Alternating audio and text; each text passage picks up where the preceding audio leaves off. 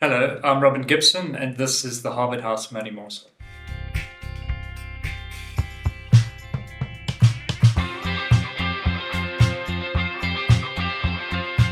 Welcome back. Thank you for joining us again. Don't forget to like and subscribe and click the bell so you get a notification of when we're releasing a new video.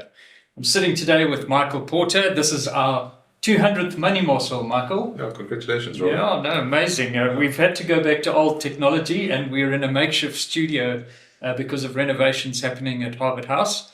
So it's good to be with you again. Yeah, thank you. Same here. So, Michael, sure, the world is upside down. We've got Americans bombing Iran, and can you even begin to help us with what's happening? Sure. Yeah, Robin, there's so much going on. And I probably want to steer clear of all the political side of what's going on. I mean, obviously, I think everybody's following the news and is trying to make sense of exactly what's going on and what the political repercussions are, of which there are many. But I think let's sort of try and deal with the economic repercussions. And the first one is, Robin, is obviously it's all about oil. Essentially, that's the whole choke point.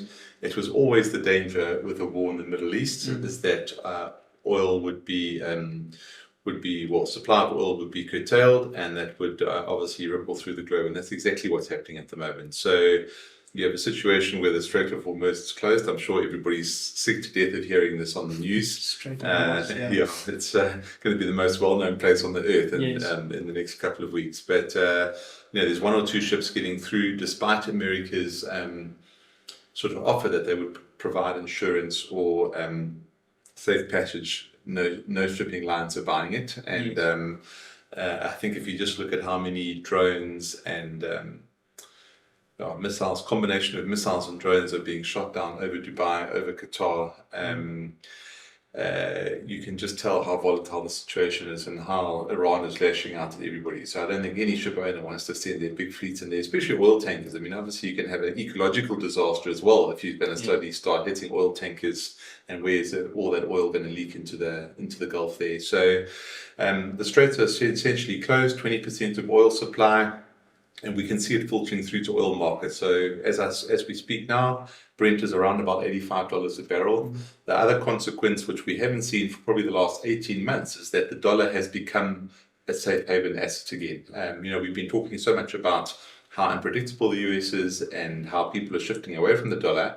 I don't think that secular trend is finished.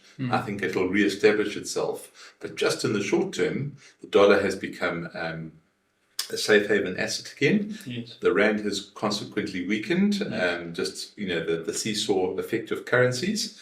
And so we're suddenly looking at, at the beginning of the year, the Brent oil price in rand terms was 1,000 rand a barrel. Yes. Now we sort of 1,450 rand a barrel, And so we are suddenly looking at significantly higher petrol prices. We could be looking at somewhere close to sort of 4 or 5 rand a litre. I saw somewhere we're possibly looking at 8 rand a litre. I think that's nonsense. The oil prices aren't at record highs, and we're not as bad as we were a couple of years ago. I think maybe that calculation basically assumes that the rand price of oil has risen by 40%, therefore petrol prices are going up by 40%. That's not true, because there's tax. These other things, but we do have some tax coming in from the budget. The fuel levy increased in the budget. So obviously the big implication, Robin, is just the coming through of the fuel prices. That's the first thing. So if you're going on holiday in April and you're planning to drive a long journey, go and buy 1 or 2 jerry cans and fill them up now before we get to the end of the month, because petrol prices will rise significantly on the 1st or whatever it is, the 3rd of April or whatever it is. Apart from that, Robin, then, if we just take that one step further now, what does that do to our interest rate forecast? What does that do to our inflation forecast for the year? What does that do to our growth forecast? What does it do to government financing? All that kind of thing. So it's early days. I'm not sure oil prices would go back to $60 a barrel overnight if the war sort of stops, because there would be this heightened tension around, but they would certainly come off. And so, the more prolonged it is, obviously, the worse it's going to be. But we were pretty convinced that the Reserve Bank was going to cut interest rates in March. they're probably not going to do that Yeah. now, And so again, you come back to our earlier discussions, and it's so frustrating. But sometimes the Reserve Bank can be so cautious and say, "Oh no, well, we'll cut in March," and then something changes, and we would lose that opportunity, and we could have had interest rates a little bit lower to help South Africans absorb this impact and to cushion the blow a little bit. And now we've probably lost that window of opportunity. So sometimes being cautious is not always the right thing. We applaud the Reserve Bank for being cautious and being prudent, but sometimes you've got to kind of take the bull by the horns. Yeah, that's the window. Yeah. Yeah.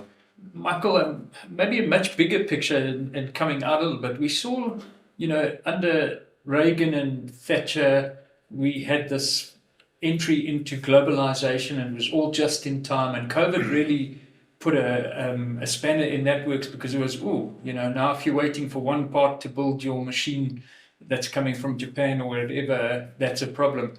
This has just doubled down on that, hasn't it? Yeah, Robin. I mean, I don't think the Gulf. I mean, listen, shipping is around the world is still fine, except if you're an Iranian ship off Sri Lanka, possibly.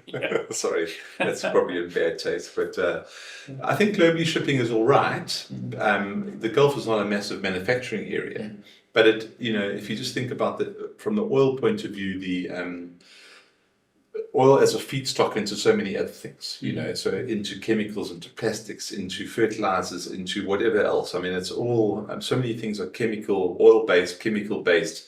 So that's really, I suppose, where this will ripple out quickly, because just like in sort of COVID or really going into the Russian invasion of Ukraine, oil prices spike. I mean, we talk a lot about oil prices, gas prices. So Qatar is the biggest exporter of natural gas in the world, And gas prices in the UK have literally gone up 100% in the last week. Sure. So we talk, so that's not dissimilar to the shock that happened when Ukraine was invaded. Now you're talking, so I mean, we insulated from gas prices largely. Yes, we do import some liquid, LNG, but we don't use it for household heating or anything like Europeans do. And at least we're coming out of winter now and going into summer, so there's a little bit of a shock absorber, but.